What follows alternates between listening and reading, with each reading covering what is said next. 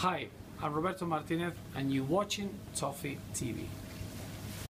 Welcome back to Toffee TV with me, Peter McPartland, Barry Cass, Baz, Ped, whatever you want.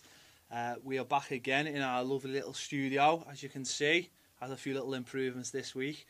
But we've had to because the fume meter is off the charts, and we didn't want the fume meter to go up even further by our dodgy green screen, so we made things a little bit better. But on a ranking of like 1 to 11, where do you think the fume meter is at the moment? 1 to 11. I'm just using the football numbers. Using the clever. well, Spinal Tap. Well, that's it. It's probably about a 7, I think, or even an 8 in some respects. Mainly due to other teams signing players and everyone expecting us to come bouncing back with on July the 1st with 10 new faces, and nothing's happened as yet. So it's creeping up, I would say, every day. Today, certainly this beginning of this week, second week of July, certainly feels like the Premier League has took a massive step to getting closer. The World Cup is starting to slow down. We're getting to the very, very latter stages of it now, and you can feel the Premier League creeping up. A few more teams have announced new kits, a few players bouncing around, a few free transfers starting to happen up and down. No one of real quality that I'd really want Everton to be interested in them. Tom Ince. As I said, no one of real quality that I'd really want to see Everton connected with. But I think there's the lack of any connection is starting to worry people, get people frustrated. There's nothing seeming to happen. Roberto Martinez has been in America for the last month or so. He is back now. Everton start pre-season this week, and hopefully we'll start to see things happen. One thing we thought would happen last week that didn't happen was Gareth Barry signing for Everton. Now, we believe that Everton came to a conclusion with Gareth Barry.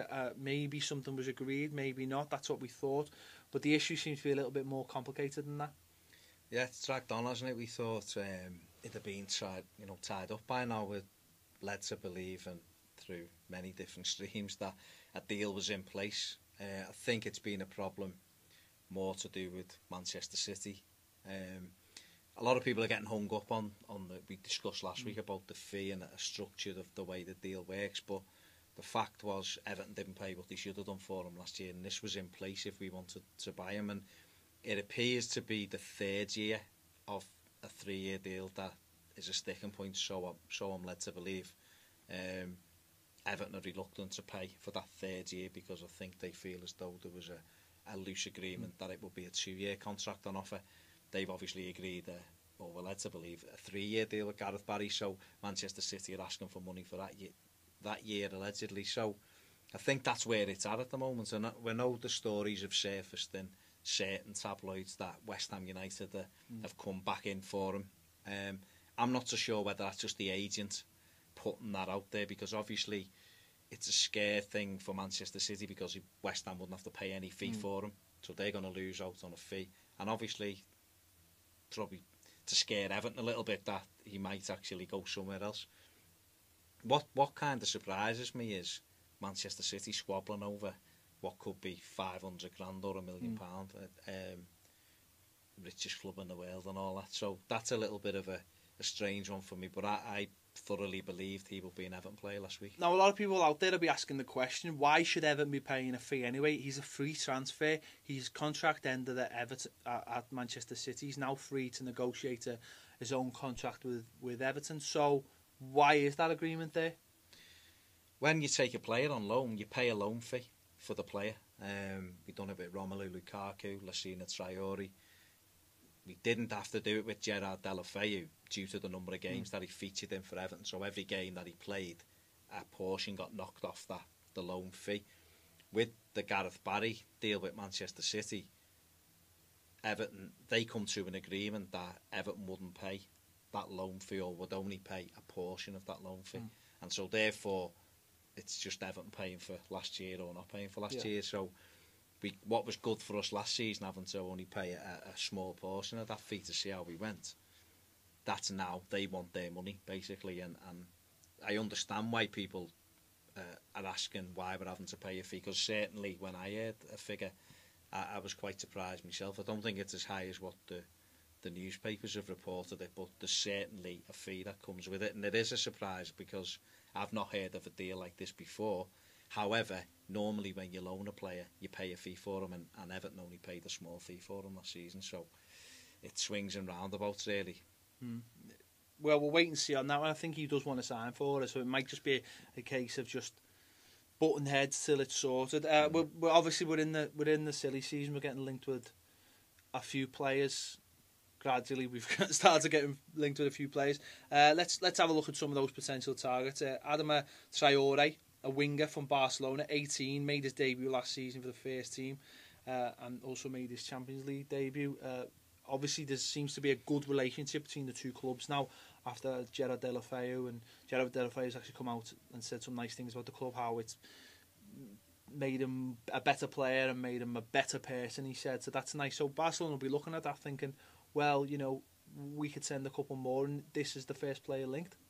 Definitely, I think it was a good fit, wasn't it, for both last season? And I think the way Martin has handled Deulofeu, the way the club handled Deulofeu, Barcelona were very impressed with that, and it's a good relationship. And Everton have always been earmarked for those young type players now since Martinez came in, and it makes kind of sense that the players who are playing in their B team, they want them to step up to that first team. There's nothing in between, and some people won't like that. Some people won't like that Everton will take a couple of players who are maybe just potential and have them in their squad, because they'll see it as I don't know, I know David Moyes didn't like it because he felt as though it's training players for other clubs, but if it gets Everton one or two extra ingredients into the squad, I don't see a problem with it. And not every one of these players who come through Barcelona's ranks who are very good potentially will actually be good enough for Barcelona, but they may just be good enough for Everton for the time being. And okay, Deulofeu's gone back.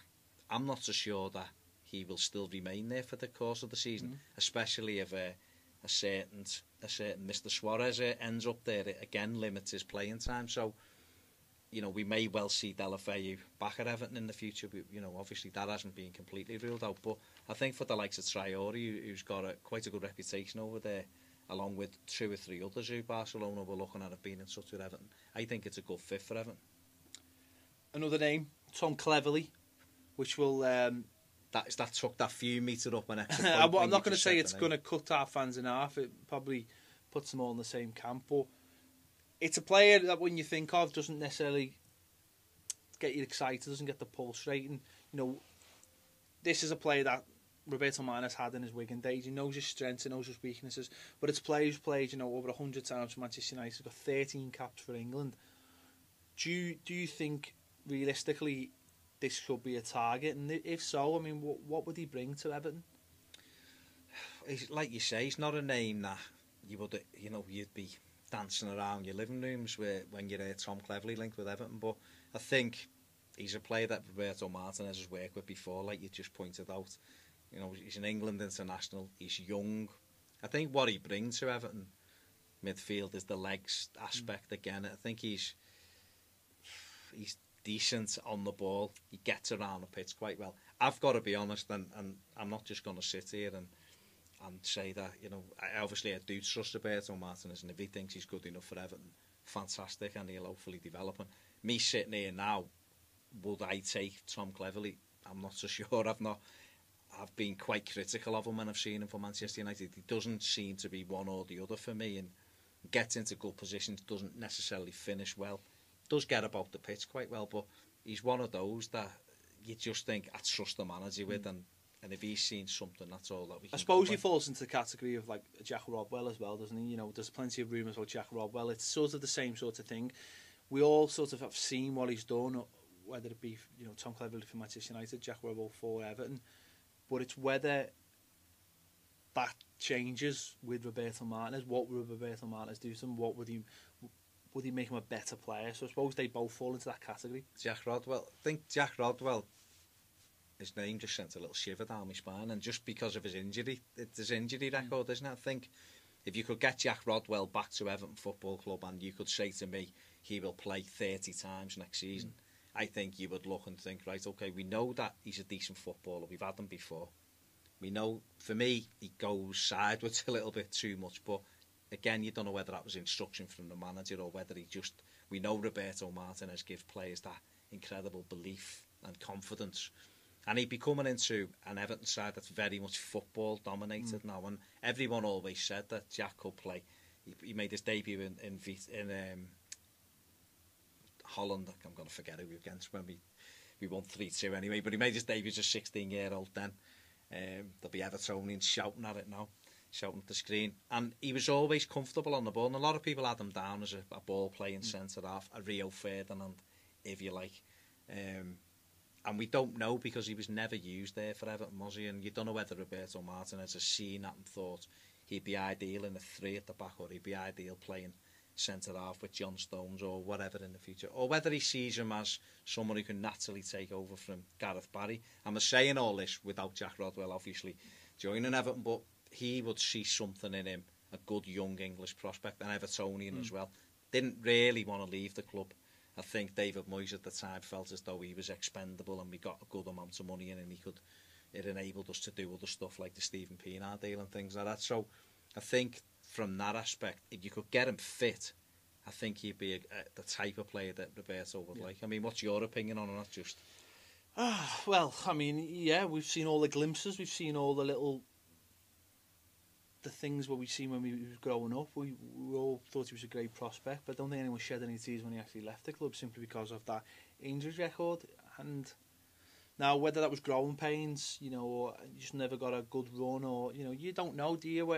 Under Roberto Martinez, you might see something in him, you might make something of him that could bring out all those things that we thought, he would be in the World Cup at this year playing for England. We all thought he was that good a prospect. So, you only have to go back to last summer. He was still in Roy Hodgson's thoughts for England because he took him to Brazil for that friendly and pulled him out the under-21. So he's a player that if you could get on the cheap or on loan or whatever, then it might be worth it. So it'll be interesting to see. I think it does seem Roberto Martinez is looking round at one of those players and sort of thinking, which one shall I go for, or maybe we'll wait and see what happens with the Gareth Barry deal. So it does definitely seem like he's in for one of those players, or definitely one type of those players, just to get on board and make the squad bigger.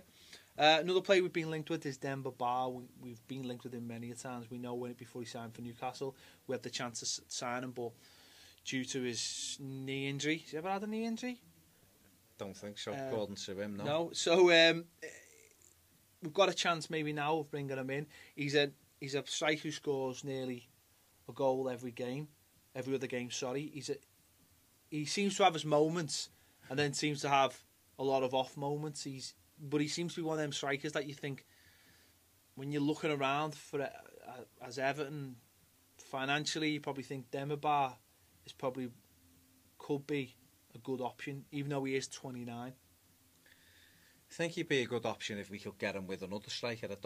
I wouldn't be comfortable with just him coming in and he's our main striker. I think he's a good finisher. I think we were very close to joining Everton under David Moyes, and there was obviously a problem an alleged problem, and he went off to Newcastle, and he was absolutely fantastic for Newcastle in that centre role, and they brought Papa Cease in and shoved Barr out to the left, and all of a sudden he stopped scoring goals. And then he went to Chelsea. He's not really been given a chance at Chelsea. I think he's only scored 7 or 8 goals. Do you think that might be it, though? Do you think that if he was brought to Everton now and he was sort of like the main man in a one up front, like we've seen, the players play, that might bring him out? That might get him going into a run like he had at Newcastle, where I think Alan Pardew spoilt him by bringing under striker in, which sometimes hard spoiling someone. Never. Let's not get into Alan Pardew. We've got plenty of time next season for that.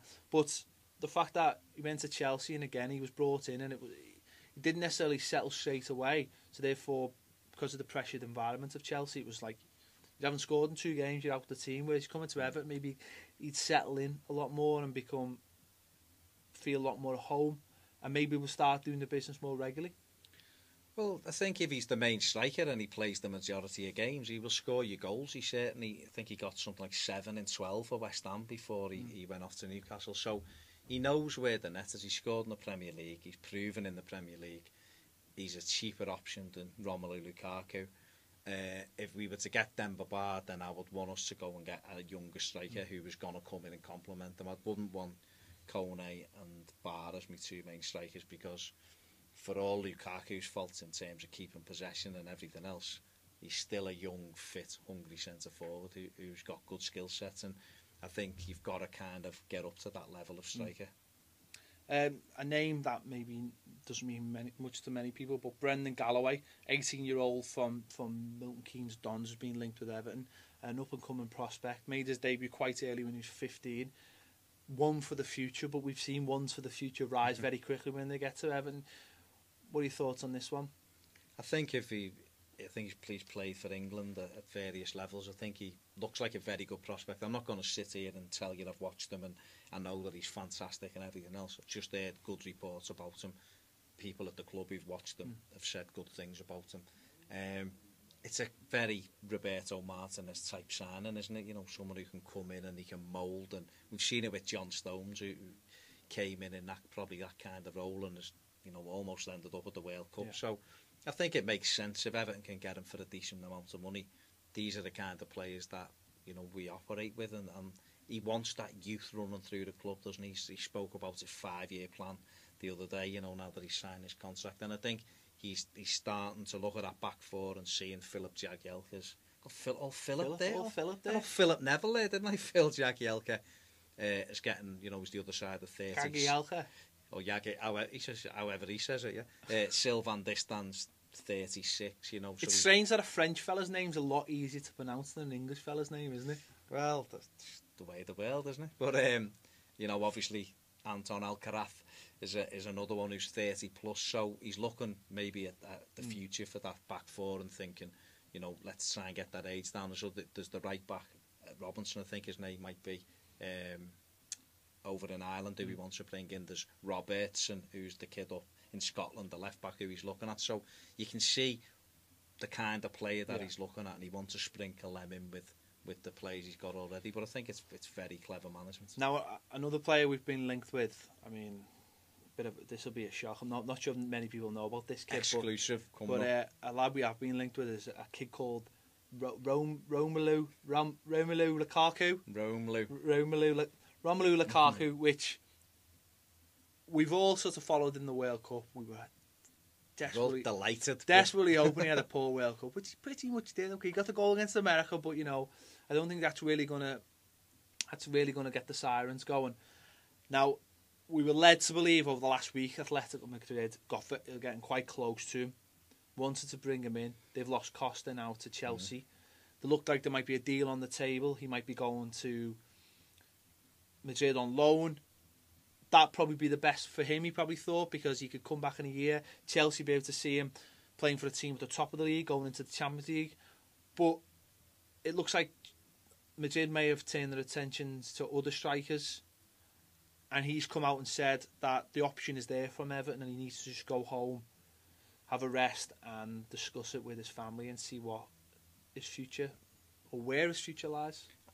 Yeah, I don't think that's a great surprise. It's certainly not a great surprise to us. We've known that, you know, Roberto went and seen Chelsea and Rome in May after the whole game, and was very encouraged when he came back from there. So, you know, I think that was a kind of hopeful thing for me, that it wasn't kind of battered off. He knows the price Chelsea want for Lukaku. He knows that Lukaku is open to coming to Everton.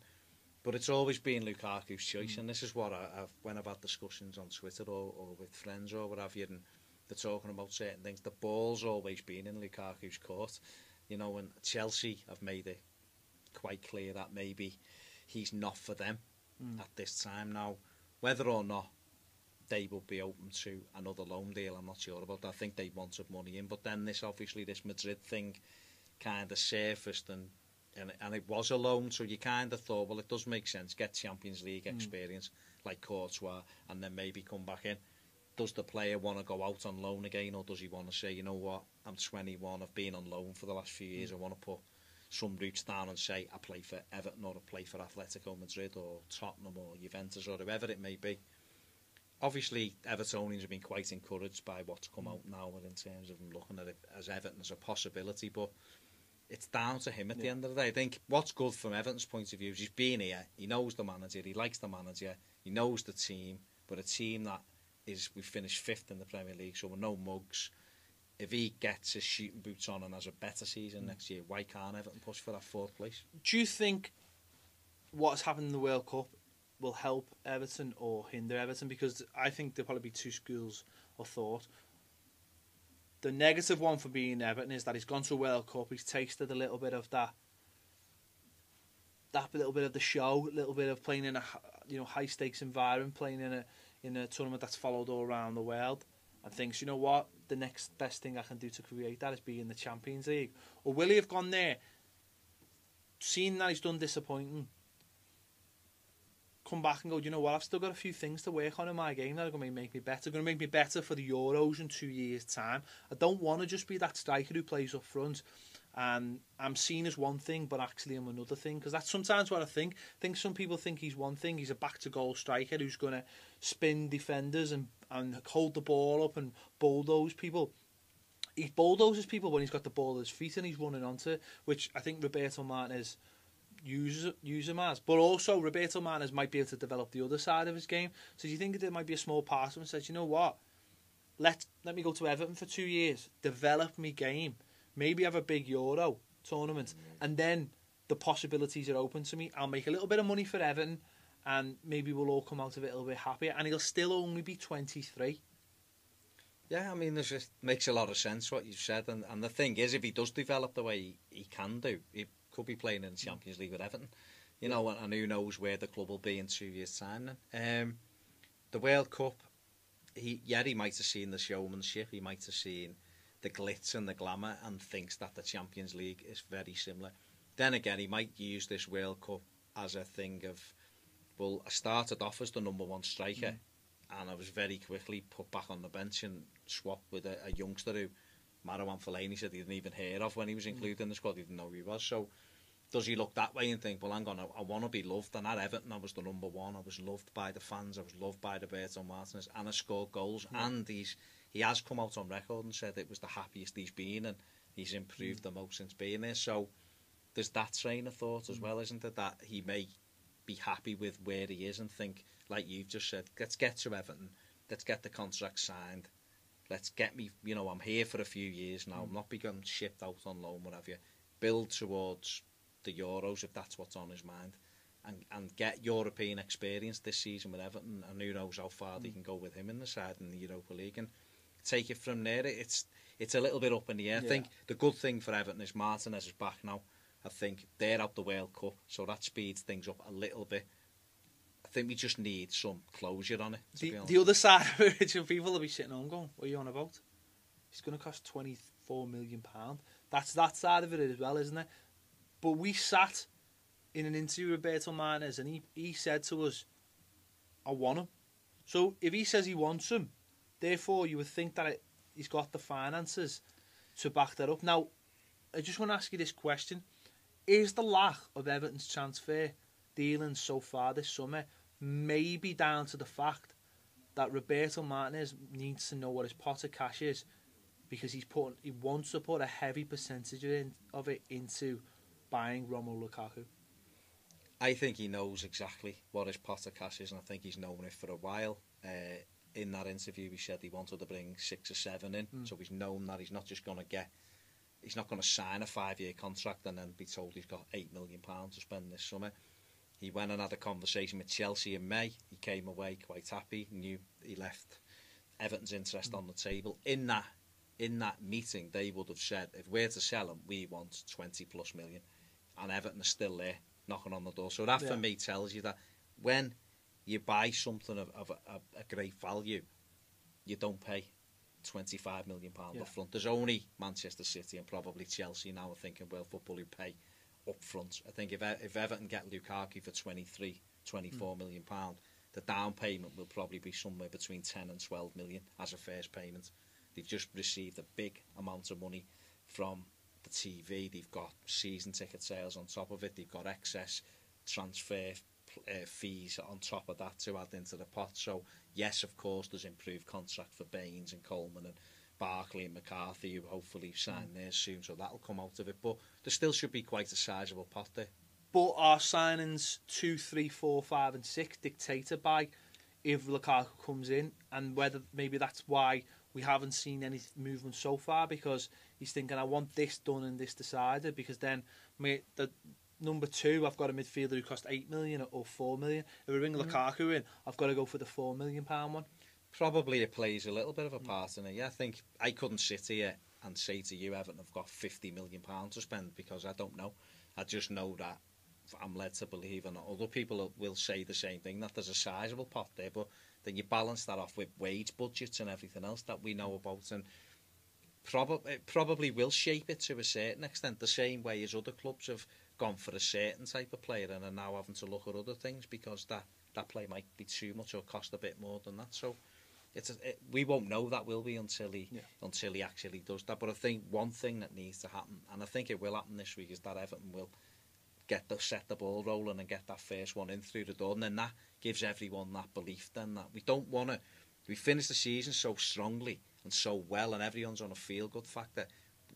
We're getting to a stage now where that's slipping a little bit, and people are starting to go, typical Everton, same old Everton, and we don't want to lose that momentum we built up. It's really important when you build momentum that you put on top of it and keep on top of it, and I think getting that first one in through the door will help that. Moving away from transfers, I just want to say hello, America. It's good to have you on board. It's the whole of America are watching now. It's because of Tim Howard. It's because it's Tim Howard. Hello, America. Everyone in America is now watching this show and watching Everton. We have re-established ourselves as the country's #1 team. It's obvious to see. America. Oh, you've got a little tiny bit of New York on your t-shirt, so you're showing that off.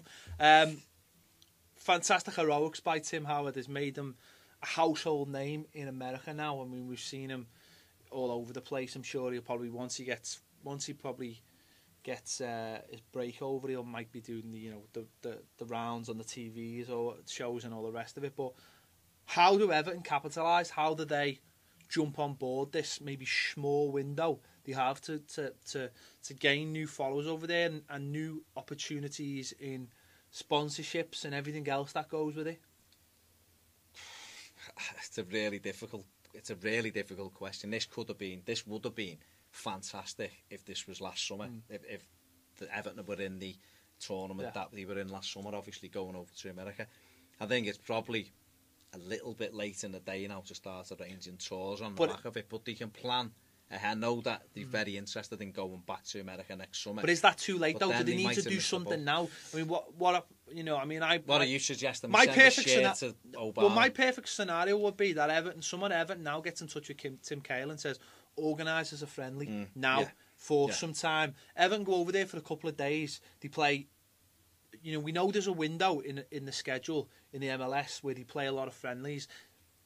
Say, they'd love it because the New York Red Bulls are Tim Howard's first team. It's a change of name. It used to be the Metro Stars. It's a change in name, but they still play in New Jersey, where he's from. It'd be a big homecoming for him. It'd also have the advantage of Tim Cahill playing against Everton. It would be a unique situation.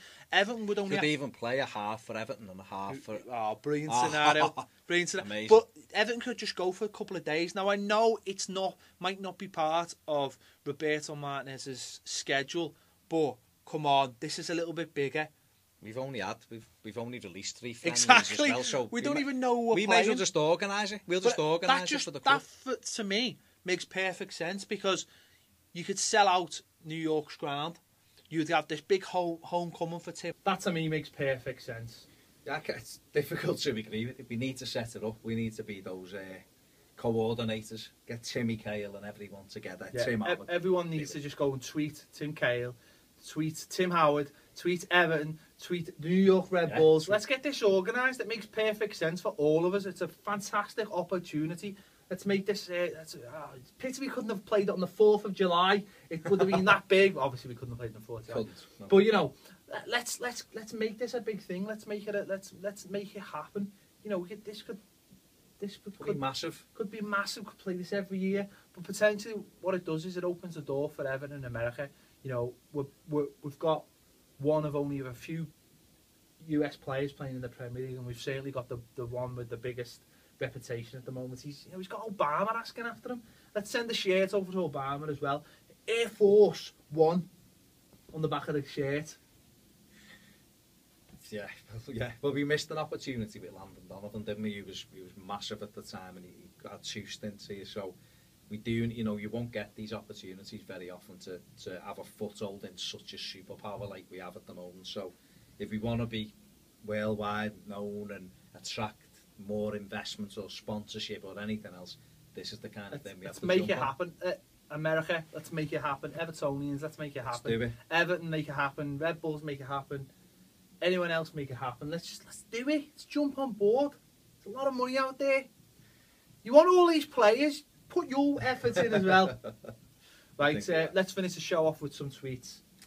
Yeah, at Brown's Goal and at Porco Rosso _1878 are asking, do you see Everton never move to a 3-5-2? Know that Martinez has played it before. Well, I listened to an interview last week with Roberto Martinez, and he said, he loves the 3-5-2 and how much people have been using it in the World Cup. And we know that's his preferred formation. He knows how to use it. He knows how to use it effectively.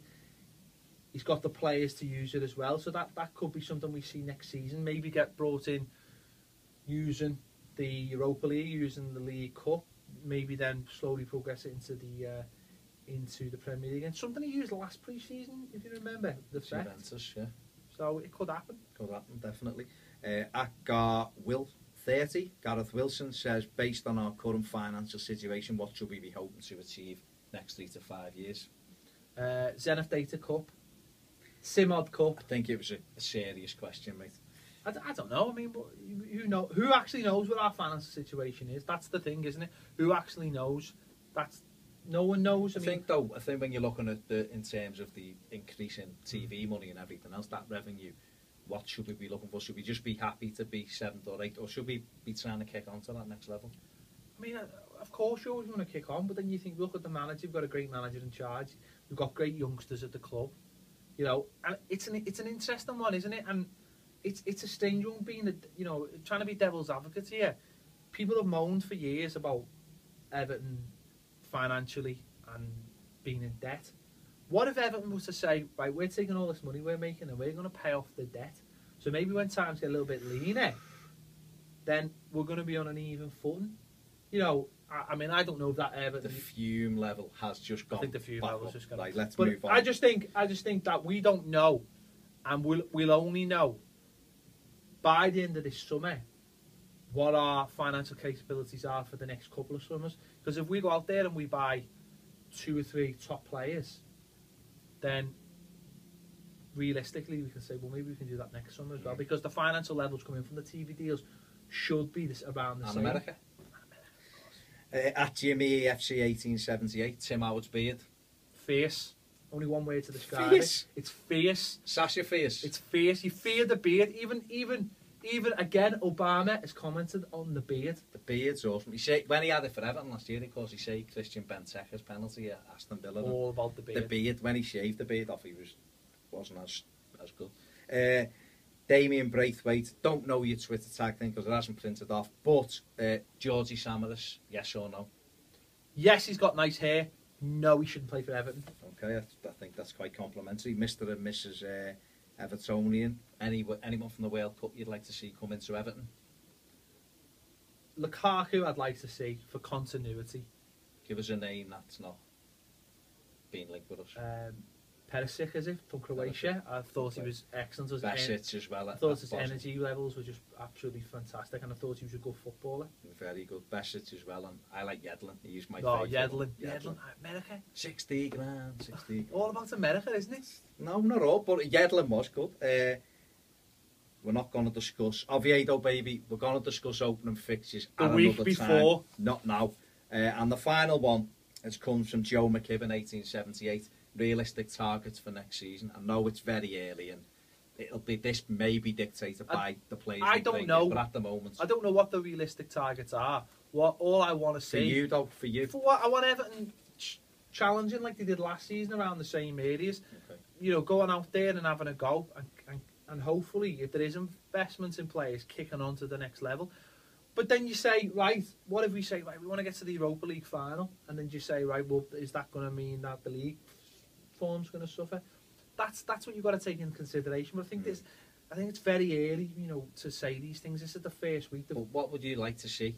Very quickly. 3 cups and finishing in the Champions League. Joe, I'll answer it, mate. I'd like to see us qualifying again for the Europa League, having a real good go at trying to get in that top 4, like this year, very similar to this year. But I think we can't, you know, the League Cup I want us to take seriously because it makes my fume meter go up every year in the League Cup that we don't seem to take it seriously enough.